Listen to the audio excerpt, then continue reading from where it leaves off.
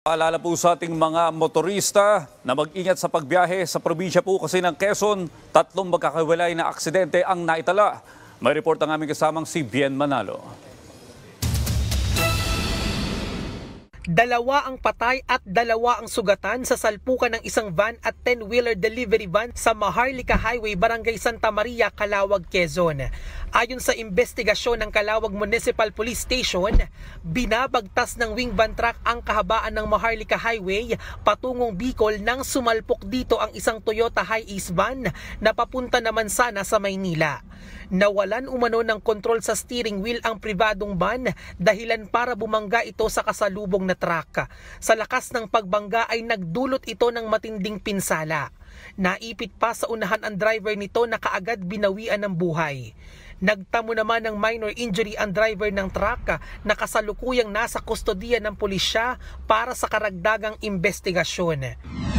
Isa ang patay habang 9 naman ang sugatan nang tumagilid ang isang truck na may kargang mga kalabaw sa Pagbilao, Quezon. Ayon sa report ng mga otoridad, patungo sana sa Lucena City ang truck nang bigla itong nawala ng preno at saka nahulog sa maliit na kanal at tumagilid.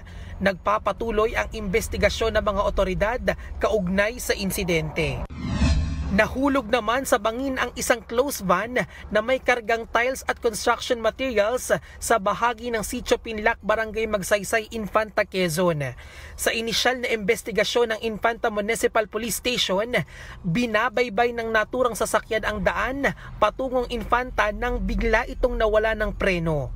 Napagpasyahan umano ng driver ng sasakyan na gumamit ng hand and engine brake pero nang paparating na sa kurbadang bahagi ng kalsada ay nawala na ito ng kontrol. Nagtamo ng minor injuries ang driver at helper ng sasakyan. Bien Manalo para sa Morning Show ng Bayan, Rise and Shine, Pilipinas.